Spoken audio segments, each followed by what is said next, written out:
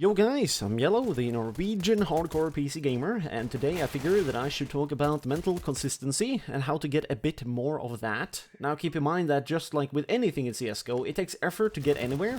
This is one of those things. However, it's pretty nice to know exactly what you want to do in order to be able to get more consistency, especially on the mental sturdiness kind of field within your own mind. Now, a good example in which this is not something that's kind of a common practice per se is within the top level of teams that might, for example, tilt, or top teams that might, for example, as a collective, not really keep their cool.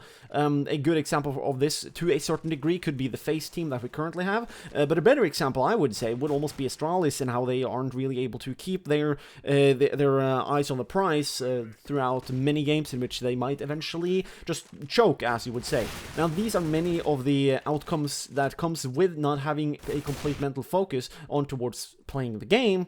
However, there are a couple of things that we can do in order to get more of it. Now, before I do that, or talk about such things, I figured I should come with a real-life example in real-life sports, in which it will kind of paint a really good picture of exactly what we are dealing with here, okay? So, about a year ago, I was watching Norwegian television for a random particular reason. I was over at my old man's house, and he decided to show me this little test here, where the, for you guys who don't know, Norway got the best skiers at the male and female portion of the world, along with the best female team at handball, as far as I can tell.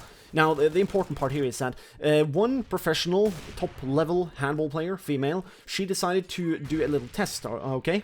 Now, the point here was to kind of prove that a casual player might not have as good of a mentality as a professional, in which it was done like this. So every single contestant was going to try and shoot 10 goals into a top right or left corner hole at the goal with a handball. One crowd, artificial crowd by the way, was either going to cheer or going to boo as much as possible when the player was performing.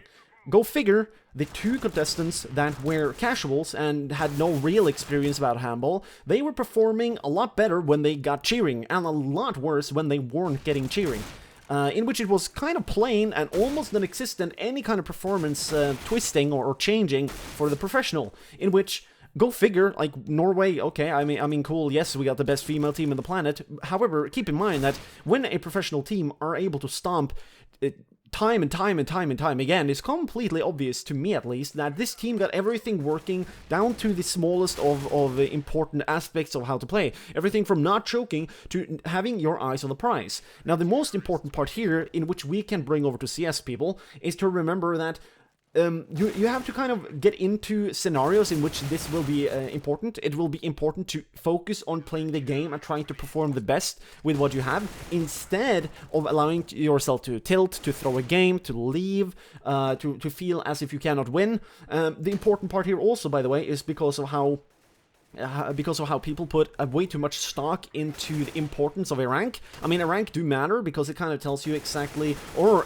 ish, like an estimate, I guess, where you are by skill at the game. But like that's not my point. My point is like because people focus a little bit too much on the rank, they are kind of neglecting the importance of just playing the game for raw practice. Because if you do that, now you can suddenly start to disregard the annoyance that might be teammates that can't communicate, are terrible, are having a bad day, are raging, or if you're playing against people you suspect of cheating. Unless you're spin botting, of course, you won't really get super accurate proof. Myself personally, I urge everybody, and I do this myself, just play as good as you can, because in the rare case scenario when you then meet a cheater, you might play so good you'll force them to hit shots that are completely bannable by Overwatch, for example. So I mean, yeah, there are obviously other benefits to just putting through pure focus. But yeah, my point should be kind of obvious. Whenever you get into a shitty situation, be a little bit more selfish, even though, again, you should still try and win. Because that way you might be able to get the most practice out of your play, even though, again, you might not be able to win. Because always remember, people, there will be a next game, you know, and no game is ever going to go on perfect. Nobody will shoot 5 bullets every single round, get an ace every single round, while nobody of your teammates die, all the enemies die, you get to plant a bomb every single time, and maybe you'll 6-0 from T-side, like Renegades did against Luminosity. Oops, I mean SK. Whoops, I mean, I have no clue how that happened.